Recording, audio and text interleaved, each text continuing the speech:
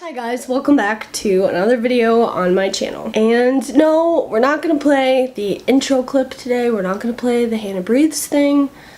And it doesn't say Hannah Breathes below because I'm not Hannah Breathes anymore. I know, it's really weird. It's really weird for me too. Basically, I've turned over a new leaf on the internet here, and I mean, obviously, I'm just Hannah. I'm just Hannah. But on Facebook, Instagram, Twitter, YouTube, obviously, and on my blog, I'm a healthy Han. But I do want to thank you guys for staying subscribed to me during my month-long, roughly, break from YouTube. I don't want to delve into it too much, but there were some things that have gone on in the last month or so that have reminded me that talking about mental health on the internet, for me, is just as important as talking about chronic physical health and just trying to cheer you guys up. So I want to make another mental health video today and try to do more of that in the future, and hopefully do it in a way that is not, being a downer in your guys' day, but more so just being encouraging and promoting positive conversations about mental health. So obviously mental health is a monstrous beast to attack in a single video, and we're not going to do that. We're just going to do one part of it in this video, and that is going to be seeking help. Also, obviously, I'm only one person, so I'm just going to tell my story of when I first sought help for my mental health issues and what that experience was like, and hopefully it will help anyone out there who is considering seeking help or going through rough times and isn't really sure what to do. So like I said, in case you guys don't know me, my name is Hannah, and I have generalized anxiety disorder, and I have clinical depression. I have the belief that I have had at least anxiety disorder for a very long time, like since childhood.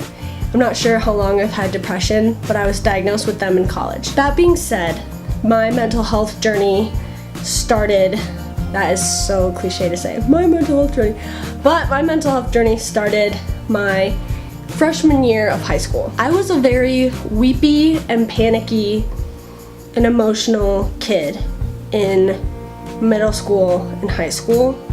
I know that's the experience for a lot of kids because middle school and high school are horrible.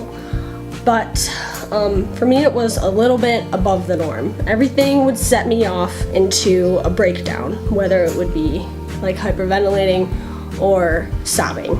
And I always felt like everything was the end of the world. Like any little thing was the end of the world. And it wasn't centered around any one thing, but rather there were these different areas of my life which routinely would upset me, and collectively those areas which made me anxious brought my mood down. I never considered that maybe my hormones in my brain, my chemicals, were just off, were just wrong, because any organ in your body can be sick, even your brain. I have cystic fibrosis, my lungs are sick. It didn't occur to me that maybe my brain could be sick at this time. I thought it was just X, Y, and Z all in my life were bringing me down.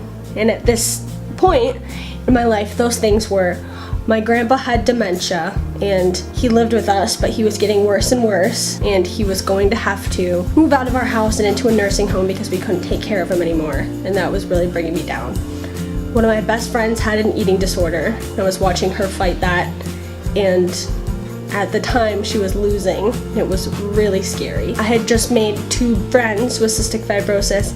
They were both a lot sicker than I was, and I was always very scared for them. CF in general, having a chronic illness in general, is very sad. And then lastly, this is dumb, but I mean, emotions are emotions. I was absolutely in love with this guy who would never talk to me.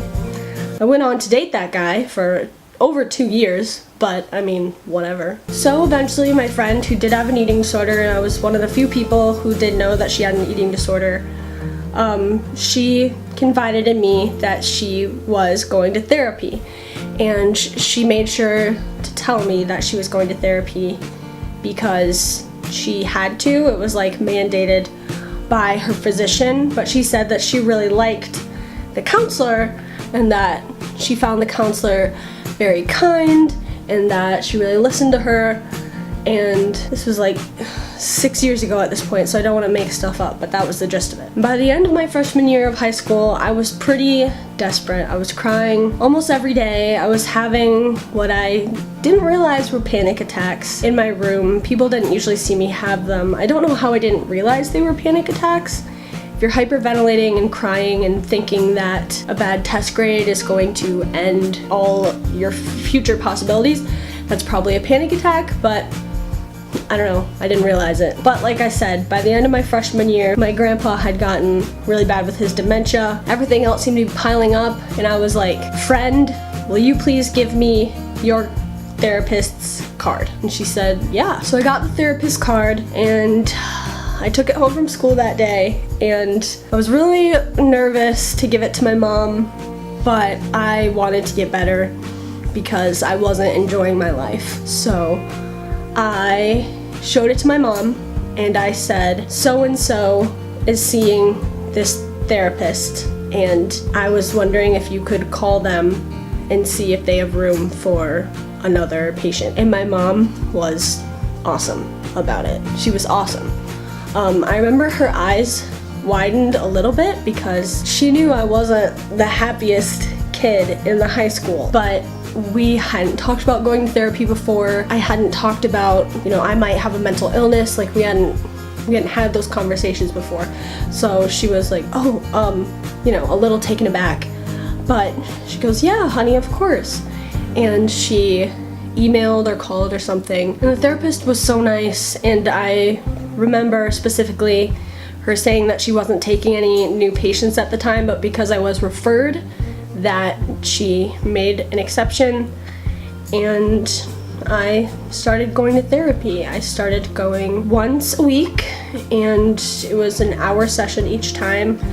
And in the beginning, they were 1 hour sob sessions. I just went in and sobbed. And I remember thinking, I just had this plan in my head, which is so not the way you're supposed to go into therapy, like talk therapy, which is what this was. It was talking through my problems. I remember thinking that the way it was gonna go was that I was gonna tell her what was wrong, and then this counselor was going to say, oh, I know who you need to see, and refer me to a psychiatrist, like a medical doctor, and I would go to the medical doctor, get diagnosed with something like depression or anxiety or something else, get medicine, I would take that medicine, and I would be fixed. It wasn't that I wanted to have something wrong with me, it's that I wanted there to be an easy fix for the suffering I was experiencing, because I was suffering at that point. And I remember saying explicitly in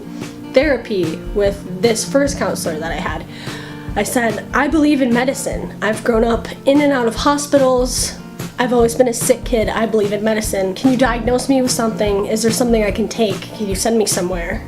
And she would explain that that isn't her role, that this was for talking, this was for expressing, working through things with words and tools and feelings. And I think I kind of misunderstood the difference between psychiatrists and psychologists at that point. There are psychiatrists and psychologists and social workers, and for almost the most part, only psychiatrists give you pills. Pills can help. Pills can be huge. Diagnoses like depression and anxiety can help. Diagnoses can be huge for understanding yourself and what's going on in your brain and how you're working. Talk therapy almost always helps. Cognitive behavioral therapy, developing habits and like tools to do in the moment when you're feeling panicky or sad, that almost always helps. And I personally believe that everyone can and would benefit from going to therapy, whether or not they have a mental illness. I was extremely private about the fact that I went to therapy in high school. I think I told the friend who referred me, my eventual boyfriend who I got my junior year. Maybe one other friend, and then my mom, dad, and sister. Everyone in the school, everyone in the town, anyone who knew me knew that I had cystic fibrosis because I had told them that before I told them my name, it felt like. Because I'm not ashamed, and I want to spread awareness, I want to help. I don't know, I just don't care. But for that, it wasn't that I was ashamed of feeling sad, it was almost that I was ashamed that I was trying to fix it. And that's not something that anyone should ever feel. Just like feeling crappy is not your fault, wanting to get better is not in any way a bad thing. It's actually the complete opposite. It's the strongest, most enduringly optimistic, most positive thing that you can do is want to get better in the face of mental illness. Because all mental illness does is tell you that your life will never get better. And choosing to say, I want to find a way around this, I want to find a way to make my life better anyway, you shouldn't ever feel embarrassed about that. Now I don't. Now I'm at college and I see a therapist there. And we do talk therapy and cognitive behavioral therapy. I also see a psychiatrist who manages my antidepressant prescription. I see social workers in the clinic and in the hospital, and I'm trying to use all the resources that are available to me, medically and non-medically, to make myself feel better. I cry so much less than I did in high school. And the thing is, my life is so much harder now. My life is so much harder now than it was in high school, but I'm so much happier now than I was in high school. Even if things actually get harder, you can get happier. Because it happened to me. I am absolutely pitting out this dress because this light is so dang hot. So I'm probably gonna post an Instagram in this makeup because when was the last freaking time I did winged eyeliner? I don't know, honey, I don't know her. So yeah, I feel like I'm gonna get back into YouTube again. So let me know if you guys have any video requests down below because I'd love to make them. I'm gonna go over here so I can put stuff over there. If you guys know someone who is down or is struggling right now, please reach out to them. Don't let people struggle alone. They don't have to.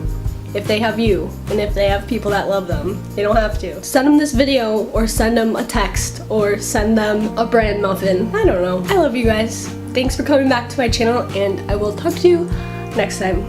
Bye.